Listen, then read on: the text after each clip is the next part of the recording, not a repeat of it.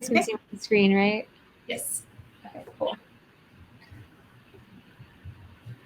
There we go. All right. I'm Brittany, as Laura said, Senior Marketing Ops Manager at Rest 365. Background on this campaign itself and kind of our target audience. We decided that we needed like a top funnel content campaign for our demographic of restaurants. So we wanted to create interactive content for restaurants to improve profitability.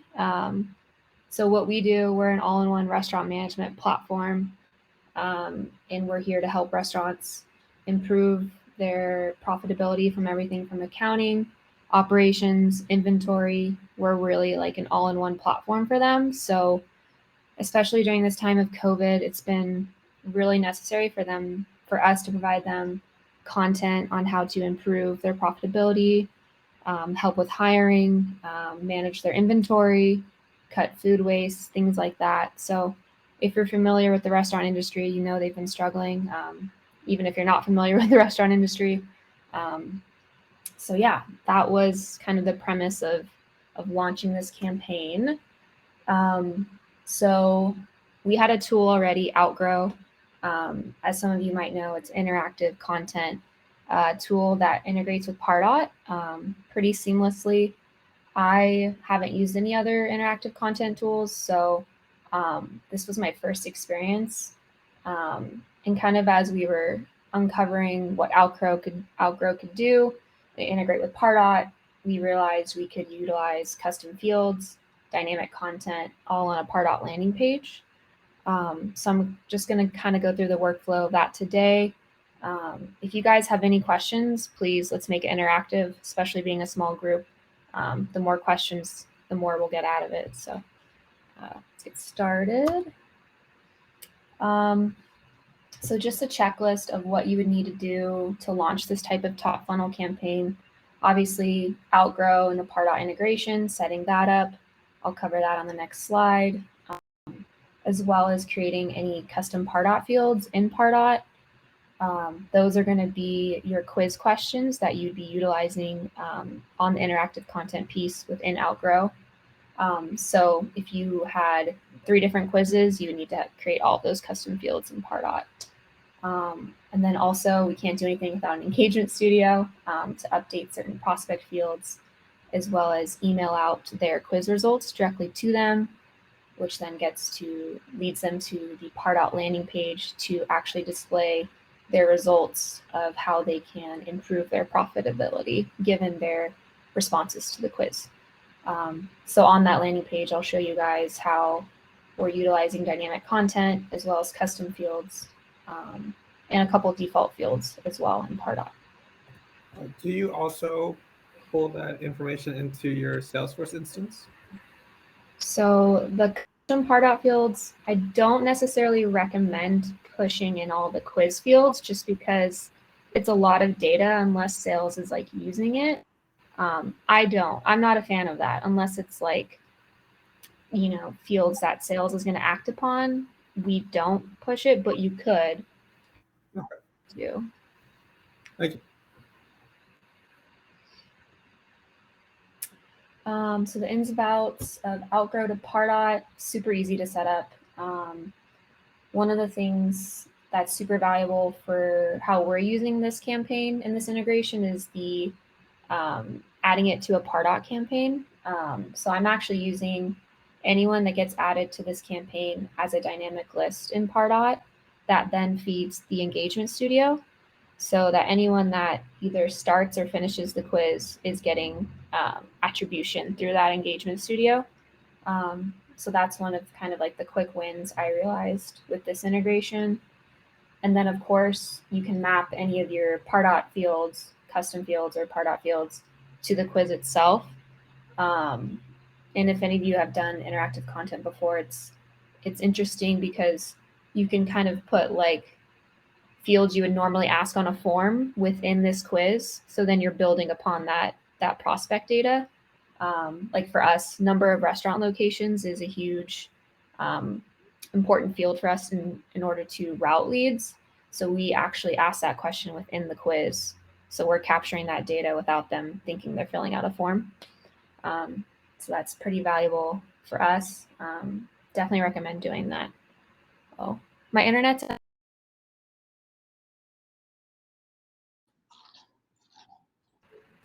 You broke up just a little bit, but I can hear you again. Yeah. Okay. Sorry about that. Custom fields, asking form fields within the quiz. Good value. Okay. I'm not sure if you guys got that. But yeah. So once you set up your quiz in Outgrow, you're going to want to create custom fields in Pardot. Those are going to be your quiz questions. So if one of your questions is maybe what's your average monthly sales by restaurant location, you would create that as a custom field and then map it to that quiz field in Outgrow. So that when the prospect data syncs over, it's going to stamp that field on each prospect that completes the quiz. And I would keep these as text fields if they're Pardot only fields, just because if you end up switching up the quiz questions based off of, low engagement, high engagement, just so you don't get any syncing errors of data between Outgrow and Pardot. That's just one tip I would call out. And then create your dynamic content off of the Pardot custom fields. So this is how we share the results based off of their responses. You would create different variations if they responded yes or no, or within a range of numbers. We then have built-in dynamic content to provide them solutions based on the responses they give us. And that would all display on the Pardot landing page, which is kind of the final piece, is creating that landing page with all the different content listed above. Yeah. So the engagement studio. So like I said earlier, this engagement studio, the list is off of a dynamic list off of the campaign that you're attributing in Outgrow. That way we know everyone that finishes the quiz is getting the same attribution associated to that prospect. Updating any relevant fields, whether it be rating, score. I always like to then add them to a static list just for tracking and follow-up purposes and, nurturing off of that. Also updating campaign member status to responded. That's super important. And then lastly, sending them an email with the link to the Pardot landing page to actually view their results. That will dynamically show them basically their responses with best practices on how to improve their profitability for this campaign. All right, so the funnest part about this presentation is actually seeing what it looks like on the Pardot landing page. So personalization right at the top, first name, here's your results. I included the static quiz questions, so I just typed those into the landing page, each question that they had on the quiz, and then the custom field displaying their answer to those questions. And then below that, the dynamic content off of their custom field response. So that will change answer by answer. I think for this, we probably had like 20 different dynamic content variations. It was a lot. But it's super valuable because through these links too, there's different content that they can download. There's another quiz they can take. It's just very interactive. And we wanted to continue that interaction quiz and then actually giving them more content off of their results was super valuable. And then of course, a Pardot form on the right-hand side that's going to pre-pop with their information. Yeah. So how many questions on average did you have in a survey? Ooh, okay. It varied a lot. It was either yes, no, or like a range of numbers. And then it was only like 4 at most. Okay. 4 at most. Because as you can imagine with the dynamic content, there was a lot of variations. Yeah. that we put together in like an Excel sheet, and then basically just transfer that into dynamic content in Pardot. Testing that must have been fun. Oh my gosh. My next slide is, you'll appreciate the next slide. So test, and test again. Also, we were super pumped on this campaign because we worked with a CSM, a customer success rep, on it. And then it got word to the actual AE team, and they were clicking the landing page. And obviously, with dynamic content, they were saying it was blank, et cetera, et cetera. So I had that conversation about 10 or 20 times. Right. Yeah. So all in all, though, it was a great outbound. This was an outbound campaign for our SDR team. And it's generated pretty good interest in terms of pushing our all-in-one platform and improving restaurant profitability. So super stoked on it. These are just some other tips, more like campaign tips when using interactive content. So lead capture form at the end of the quiz. We tested this through a couple different channels. We sent it out to our existing database, and we didn't do a lead form on that. Paid social, we had the lead capture form at the end, and saw a better completion rate than putting it right at the beginning, just because gating content right off the bat doesn't really get people to finish something. So that was just one of the ahas. And then stressing the importance of how long the quiz is going to take. In our example, it took 60 seconds for them to complete the quiz. And then include a demo form on the results landing page is just another recommendation. So test, and test again. Couldn't stress that enough. Yeah. I think that's it, though. It's kind of like, it sounds really fun that you took something that you already had Outgrow for some other purpose, and then just kind of got to be creative with it. So it sounds really fun. Yeah, I would say I love Outgrow more for the calculator interactive content pieces. I think those are super valuable.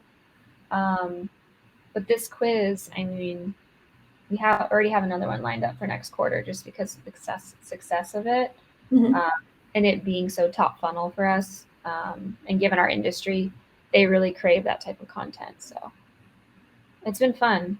I don't know how ready I am to do another one, but How long do you think it took you to like sit down and develop the quiz questions? And then how long do you think it took you to like plug them into dynamic content and build the page? And like, what do you think time-wise it took you for different pieces? So I was more on like the setting up and the operational side of things. So that took, with all the feedback we had, we got it out later. It probably took us another like 2.5 weeks to finalize it. Okay. Some different hiccups happened along the way. You have content that changes, and someone else worked on the actual content. But I would say like operationally, like the Outgrow to Pardot integration is pretty solid. No hiccups with that. It was more just getting the landing page layout the way we wanted it to. Yeah.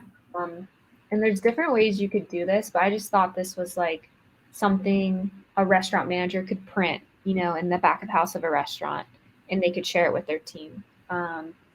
So it's all about your audience too.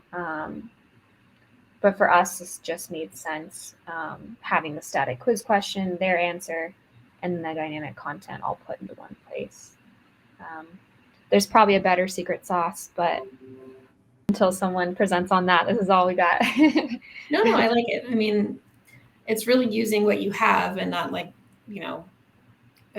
but thinking outside the box too. Like with Pardot stuff, you tend to get questions like, can I run a survey on Pardot? And the answer is no. And like, you didn't technically, but you did feed all the questions back in. But then you leverage them with Pardot stuff in a way that most people wouldn't think of. And like, technically you could probably do something like that with a Pardot form, but I think it would just be more of a hassle. So I think, using the tool that you had and it was so much easier was really great. So I think it really gets you thinking about what else can you do with it. Like I'm thinking for my company, like they do health insurance stuff. Like I'm pretty sure my BDRs would love something like that. And you mentioned like a calculator. So now I'm like looking at the Outgrow website.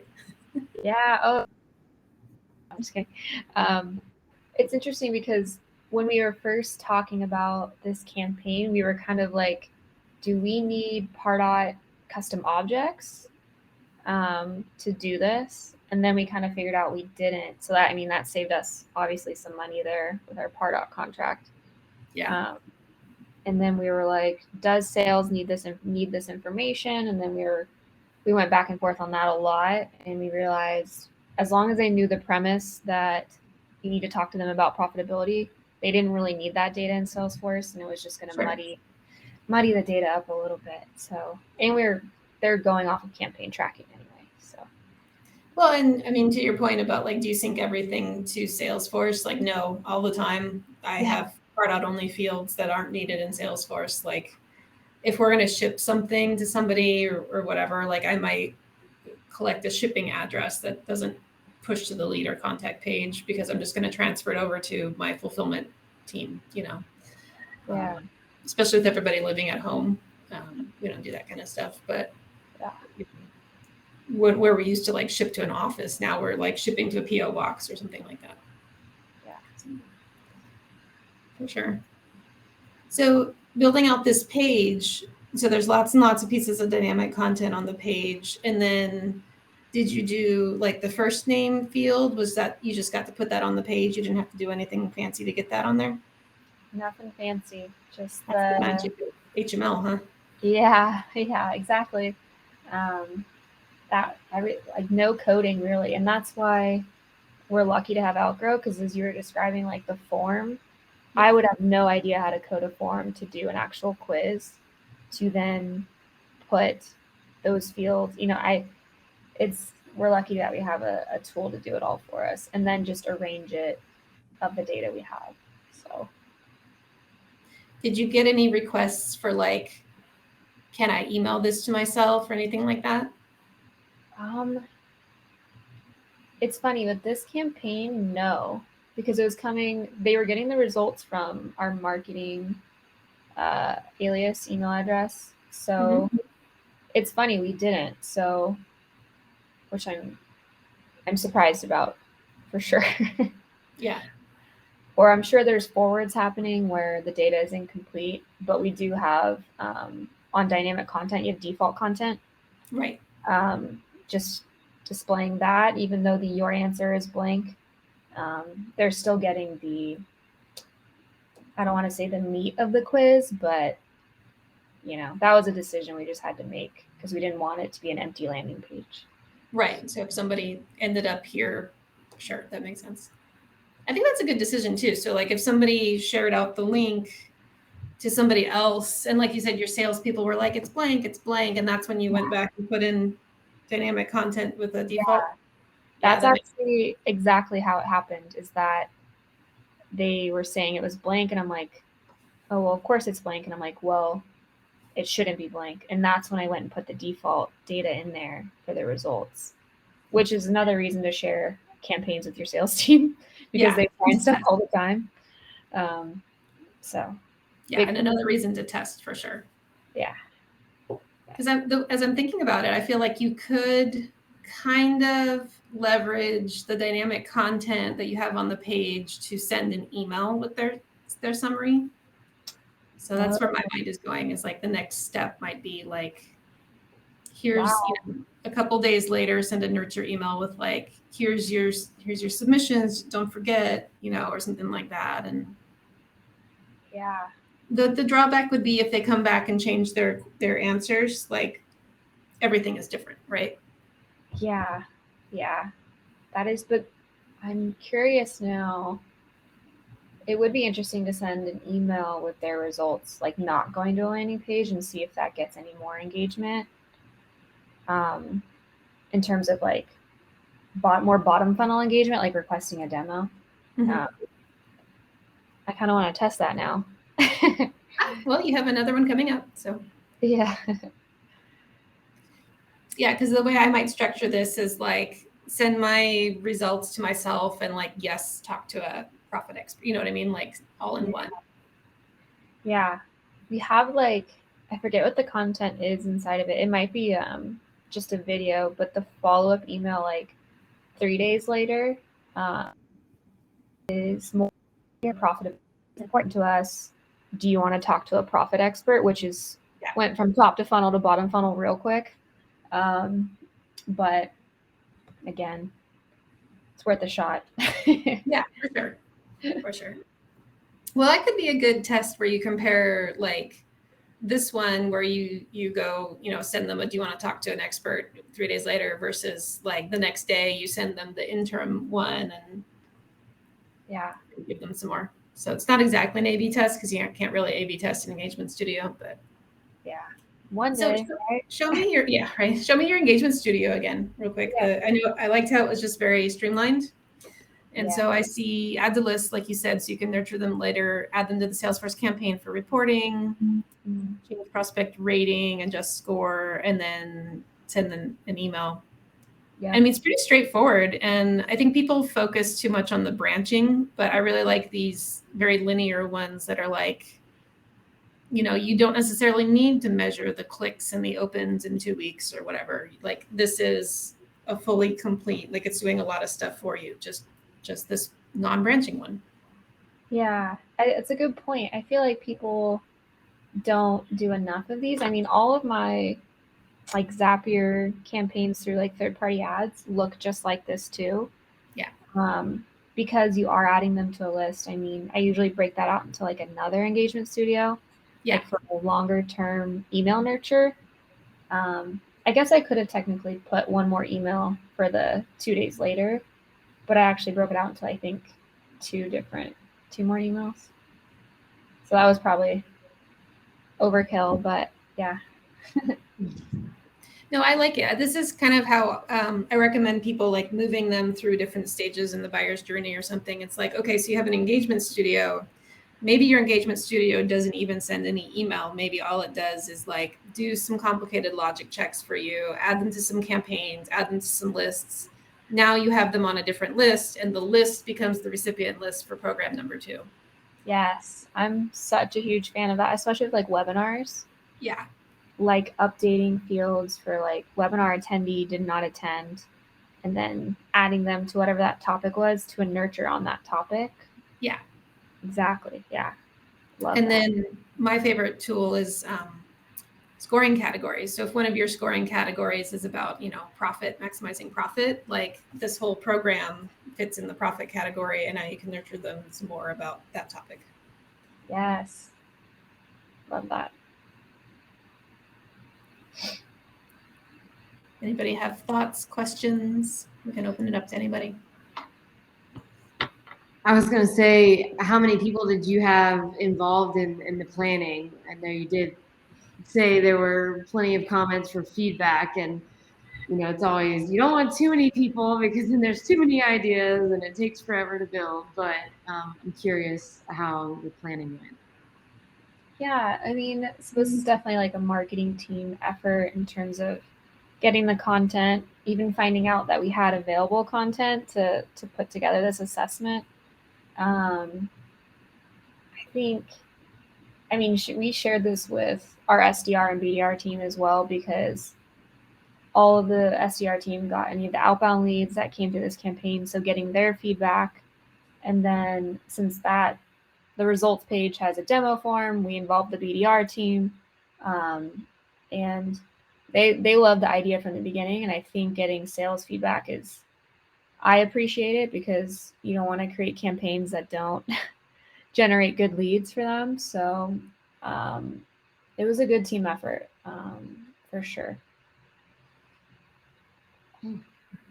And I will comment to what you were speaking to earlier of the simplicity of this program too, because I have certainly worked on quiz items in the past where everything becomes a little bit too complex, and you just need to simplify, and it should still be able to work out for the purpose of your KPIs there.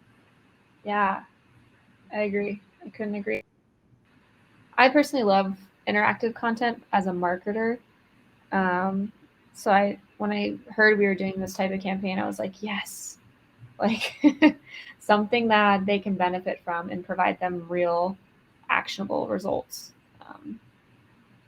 especially for the restaurant industry right now. So good.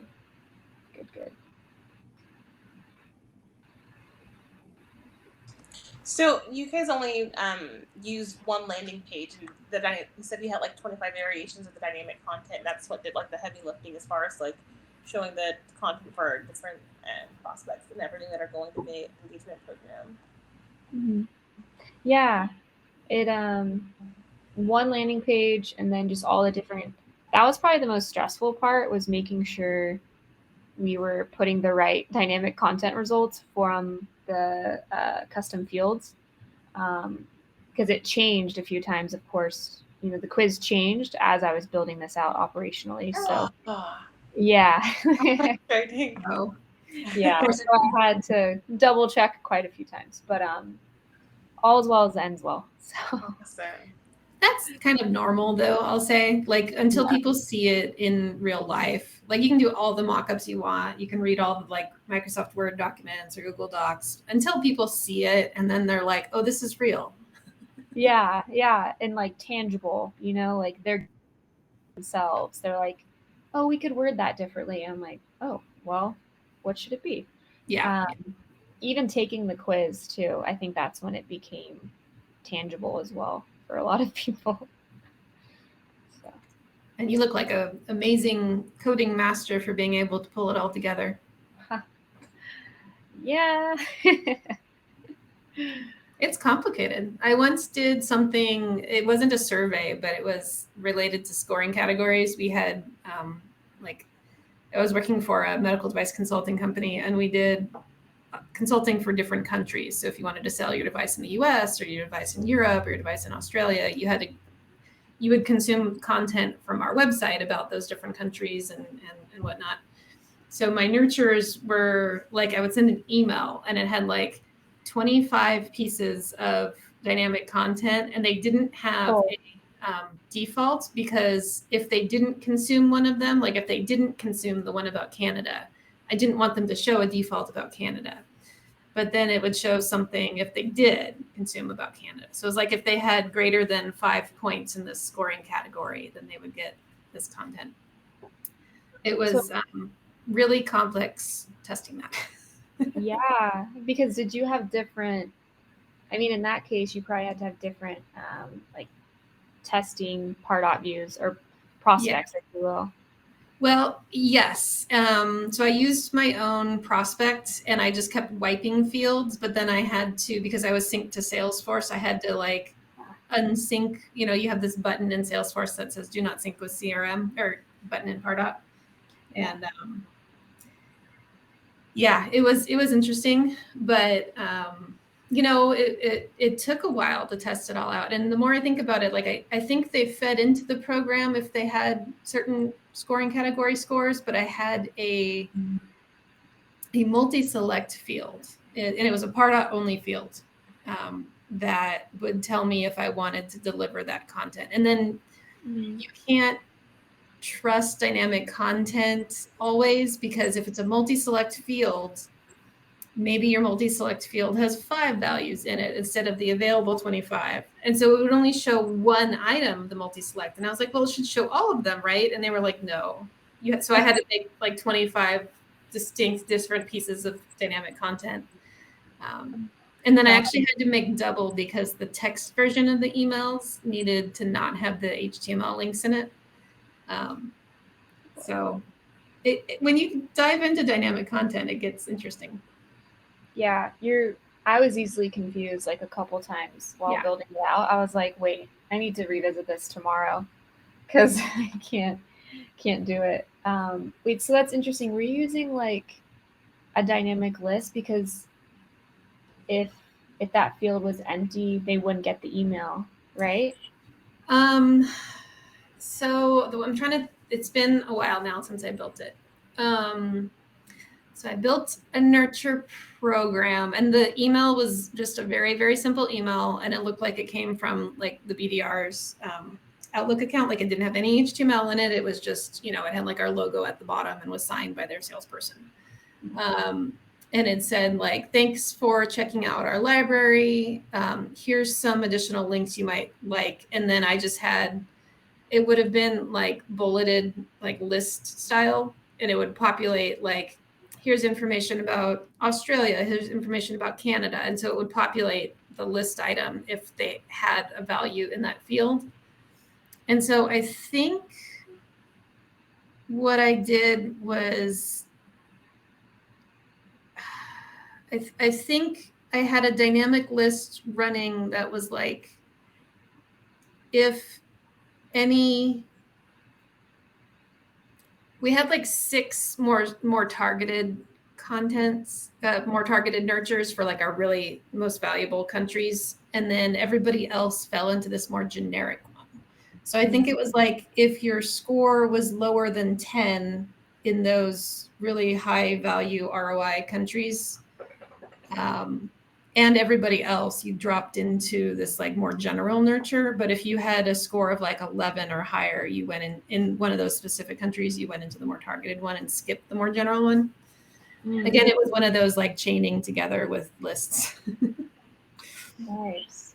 Yeah, it's been a while, but I just remember testing and like sitting on a support call with like Pardot support being like, how do I do this dynamic content when I want to use, the same field to check everything? And she's like, well, you can use that same field and you can make, 25 different pieces of dynamic content, or you can use, 25 different fields and still make 25 pieces of dynamic content. I was like, oh, okay.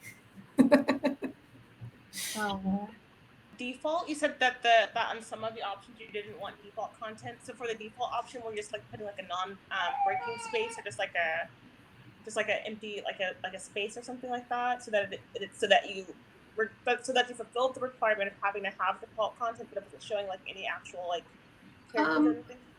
I'm trying to remember. I know I had to like edit it a couple of times in order to make it be blank. But you can leave. So dynamic content, I'm going to steal the screen, Brittany. Oh yeah, you stop. And I'll show you. 1 second before I share my screen. Okay, so this is my demo org. So let's see here. So and I'm in Lightning. So dynamic content, when you make it, you have to give it a name.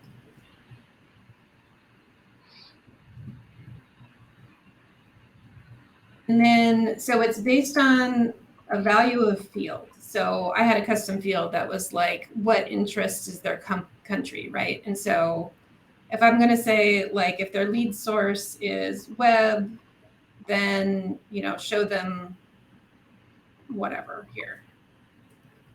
It's for web, but you would leave the default content unedited so that there's nothing in it. So like, even when you look at the code, flip to the code, there's like no, there's no open tags or anything in here. And so if their field didn't say Canada, they wouldn't see the message that said like, this is your Canadian resources. And they would just not display that item.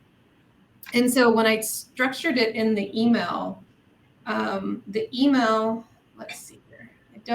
I didn't recreate it in my dev org because this was long ago. I did take a screenshot of it, so I would never lose it.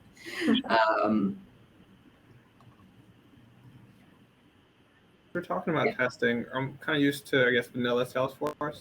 Do you ever use the Pardot package for the sandbox to test there before going into production?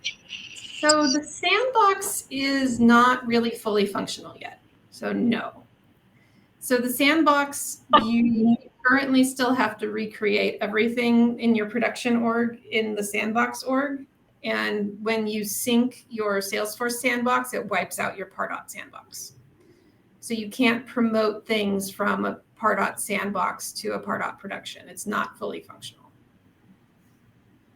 They're making strides in that way, but just that feature is more complicated to retrofit into software. And that's why one of the reasons they released like the Pardot API version 5, I think they're on now, because the versions they were on before wouldn't allow them any sort of sandbox functionality, and they're making strides, and they hope to have something in another year or so. But it's been a while since I heard that year or so number, so I don't know where they are with it. Okay, because I'm a generic admin, and when you were saying that you turn on, turn off sync, I was like, I don't like that. But oh, so Pardot is production. There is no, you get used to it as a Pardot user. There is just production Pardot. You're not wrong, but there is just production Pardot.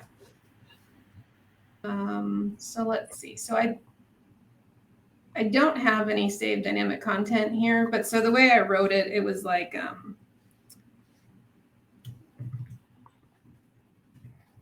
dynamic content 1.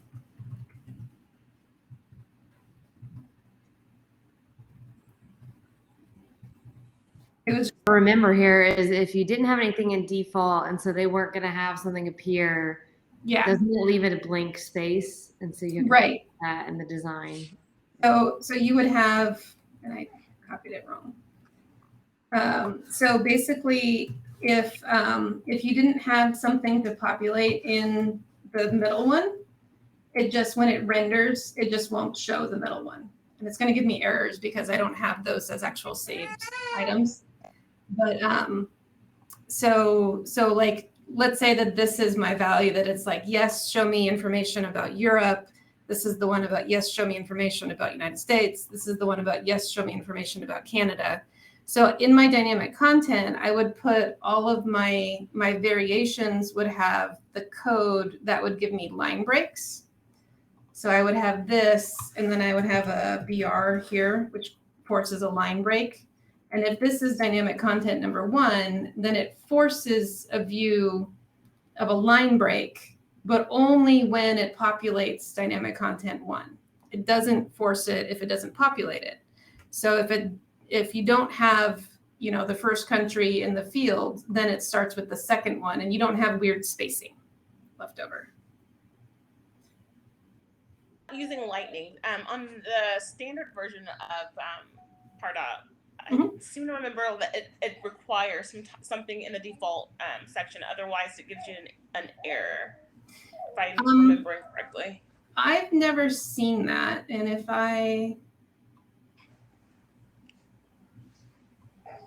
so it doesn't like me because I should just be able to save. Oh, that's because address 2 is X. Oh, it lets you save. So this is really just a reskinned version of Classic. So the functionality that I have here, you should have in Classic. They didn't rebuild it for Pardot Lightning. So you should. I just tested in a Classic and it let me. So I'm not sure. You should be able to. Maybe it's just maybe it's something else. I think it may have been the variation that I'm thinking, leaving the variation empty, that I was getting errors. Maybe. You should be able to do something where it's like, so I picked, this custom field that had lead source. And so if my lead source is web, like, you should be able to leave them empty, as many as you want.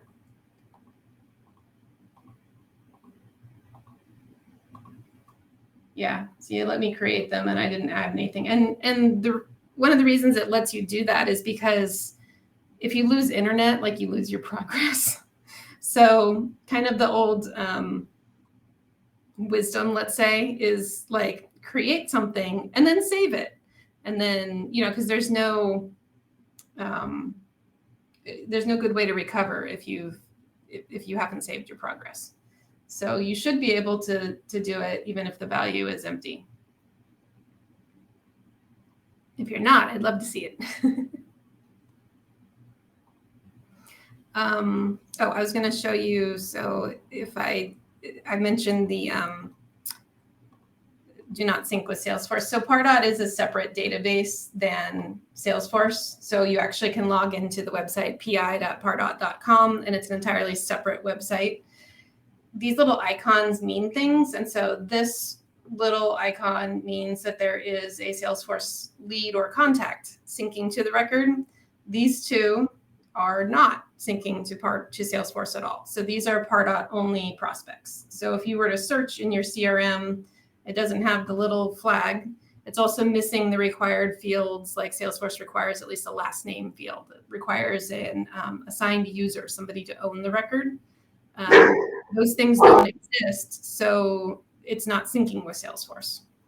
But you can try and force a sync by pressing this button, and it'll say it does not have a user assignment, will not be synced. But you can also say disable CRM syncing. And now see this little icon here is the exclamation point. It means even if you assign a user to it, even if you give it the fields that would be required at a minimum in your Salesforce org, it won't sync. So I can use this record to test, and I'm not like shoving a lead over into my BDRs and, you know, screwing up my numbers. But yeah, you're stuck. Pardot is production. They are releasing, you know, more and more features, but Pardot got acquired by Salesforce back in 2013, something like that. I feel like 2013, 2014. And there wasn't a lot of movement in the production for a little while, but in the last like 2016, 2017 or so, like they really started dumping money into production and hiring team members. And that's why we see features like connected campaigns got released, and you know, newer features like the Pardot Lightning being much more usable, features like marketing data sharing for business units, things like that.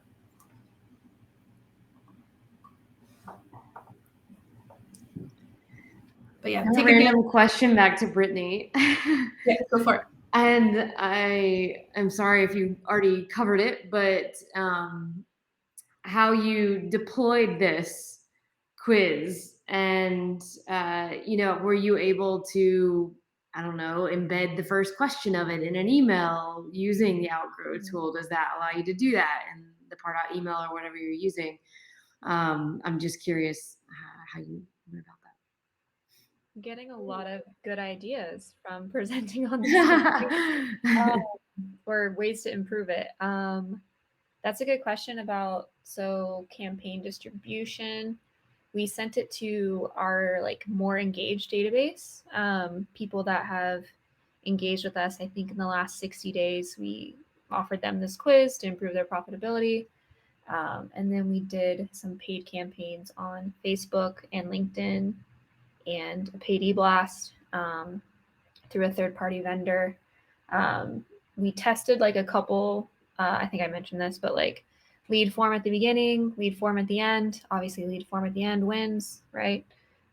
We also put it up on like as a sticky bar on our website. So we put it everywhere, mostly because we had an OKR for it last quarter, and we have another OKR this quarter to blow it out of the water. So pretty much putting it everywhere any chance we get. I am going to look into if Outgrow, if you can embed the first question in an email. I kind of want to say no, but I don't know if it would work on every like email device, broad type, whatever. So I'm curious by that for sure. That's a really good idea. Or even like putting the quiz itself on a landing page with some other content could be interesting.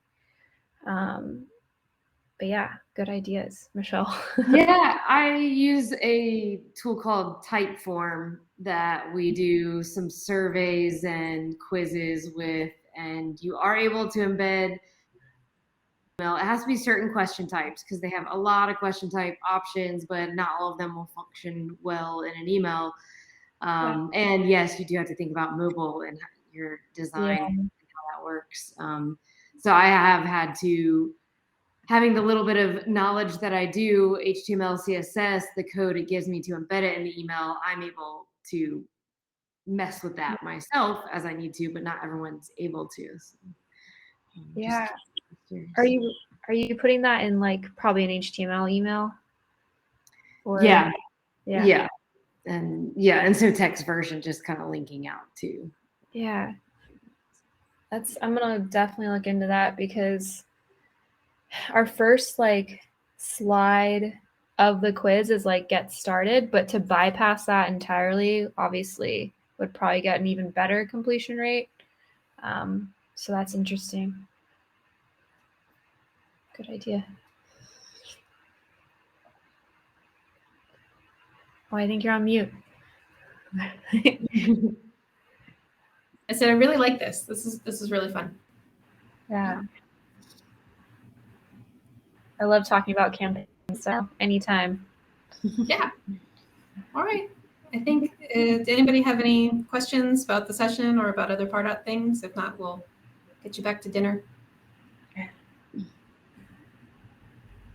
All right. I think we're going to do another Ask Me Anything style Pardot session in November. So that's where, like, if you have a pet question, if you want to share your screen, just come on back to our session, and we don't record those because people want to share their screen. Maybe they don't want to if it's being recorded. But Ask the Pardot expert style question, open to everyone. So keep an eye out for that.